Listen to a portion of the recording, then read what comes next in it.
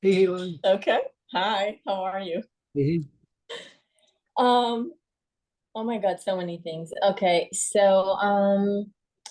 first of all, let's start with we talk a lot about how important it is to, cleaning, energetic cleaning, doing the incense, doing all of that stuff.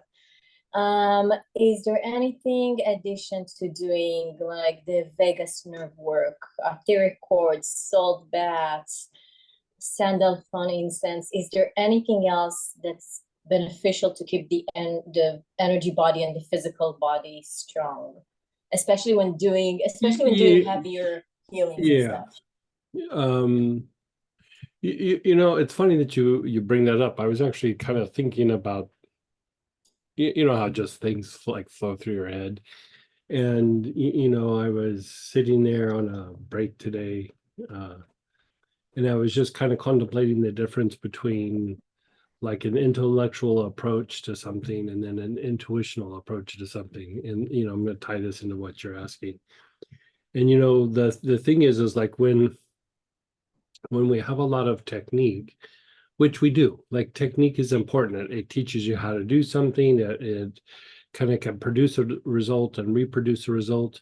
But what starts happening with a technique over a period of time is, we stop because of the technique, and there's a process in place.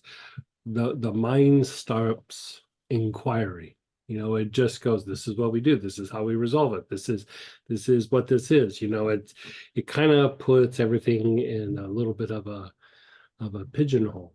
And when you look at it from um, an intuitional place, it's all about movement, and technique starts to be not as important, and it's more about the movement. And another way of saying that is you're awakening something inside the person. You're basically helping the body to help itself. Where from intellect, we try to do things to the body to make it like have a certain response or go into a certain process. So, like, you take something that is like cleansing, for example, we think of it as like, okay, this has cleansing properties to it. But if you put the body in certain states using, say, plants or even a technique of sorts or whatever, the body can go into a state of cleansing and releasing, and it wouldn't be with like oils or plants or incenses or anything that would be considered cleansing. A really good example of this is marjoram. Marjoram actually can be quite cleansing, but when you look at it energetically, it's not really a cleansing plant. But when used like in a salt bath, it relaxes the body, it takes the body out of spasm, it moves the body into a deeper state of parasympathetic activity. And with that deeper state of parasympathetic activity, the body starts stimulating lymphatic function, and your brain goes into a repair mode and starts pruning things. You're basically in that state. You're starting to shed lower vibrational energies, not because marjoram is cleansing. It's because marjoram put the body in a state that helps facilitate what we try to do with cleansing, if that makes sense. And so I like to do both. Like I don't think one's necessarily better than the other, because if one was just always doing the intuitional approach would always work. The problem is it's hard to get the body into that. So you have to do the cleansing. You have to do you have to do all those things that we would do with intellect. But I would say the goals are a little bit different. Even when you're using the technique, the goals are a little bit different. You're trying to help the body evolve. And so coming back around to what you're saying or what you're asking is there's 4 or 5 things that I usually look at when when dealing with somebody regardless of what they present with or what their presenting symptoms are. Like I always, like just what you're talking about, like I check the vagal tone. So basically vagal tone is reflective of your body's ability to go into rest and repair, just for everybody, so that we're all on the same page.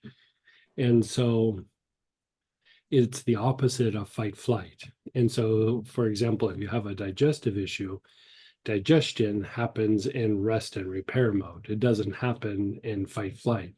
So even if you're eating food and if the body's in a high level of fight flight, you're not really absorbing nutrients as well. You're not digesting as well. You're probably, maybe even putting on a little weight. You're all kind of whatever it might be. Like it's because the body's in a very stressed state, and so even the emotions and the mind function a particular way when it's in fight flight and when it's in rest and repair. And a lot of times when we think of like, how do we get into a place where we can release this trauma?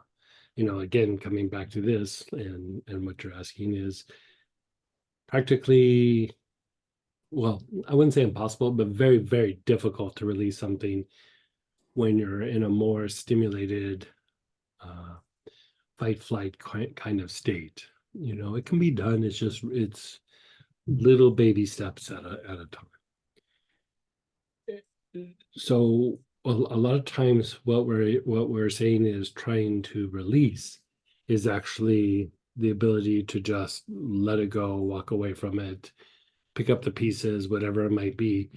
Really what we're saying a lot of times is I want to release this is when it comes to this area, I'd like to be able to go into rest and repair. I'd be able to move past it and not feel such a triggered response. And so there's things that I look at. So there's kind of two lanes that you can go with this. One lane is you look at vagal tone. Another one is you look at homeostasis, like your body's ability to stabilize itself. And if you look at like sometimes when the body is in a little bit of a tailspin or feeling a little chaotic, part of what happens is the homeostasis mechanisms, like your body's just out of whack. It's, there's going through change in a positive way, and then there's going through change in a negative way.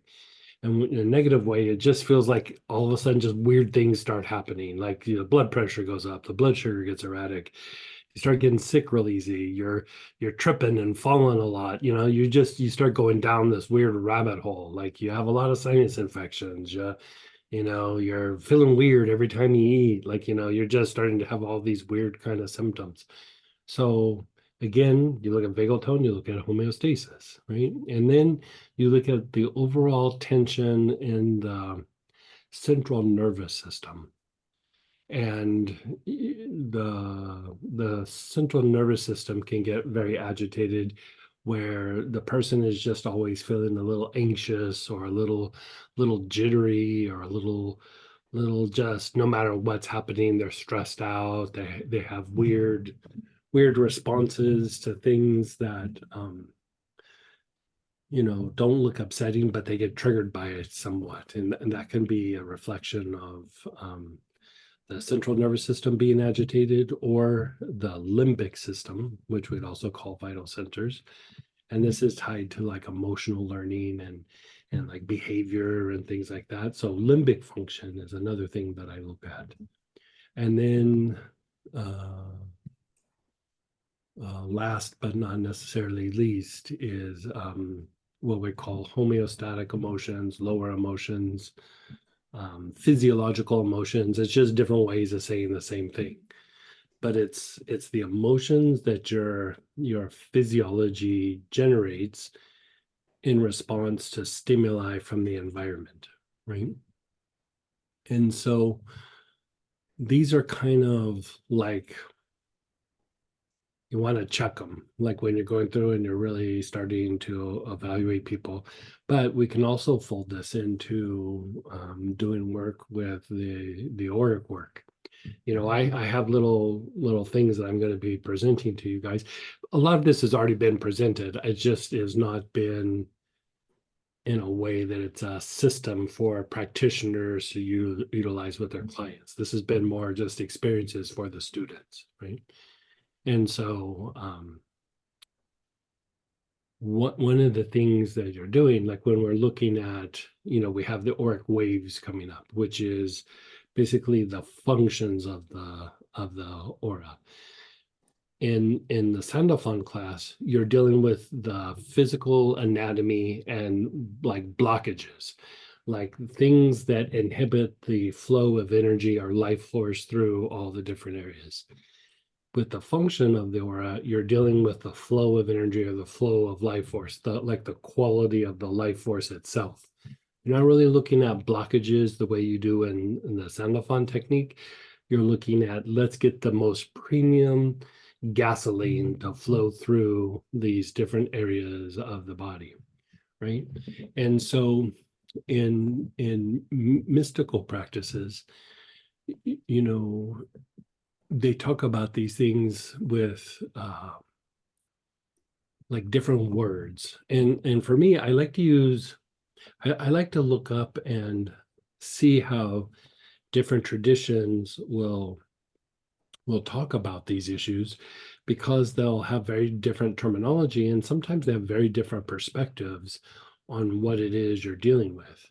And, you know, keep in mind, intellect goes, I see this symptom and I'm going to do this. Why is this happening? Why would I do this? You know, you're doing the whys, the whats, the how comes, the wheres, the whens, you know.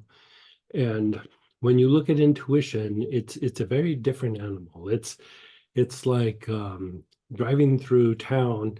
You might not know the names of the streets, but you know, I turn when I see this tree or I see this store over here. Somebody asks you the name of the street, you're like, I don't know. I just know when I get to that third tree on the right, I make a right, you know. And you're looking for like signs, you're looking for pieces of information. It's almost like tracking an animal. Like you don't necessarily see the animal, but you can see the footprints and you can see like the little areas that it might dwell or look for food or, you know, things like that. And so when you're dealing with that, that tends to be much deeper and much potent, because you're not stimulating the body to do something.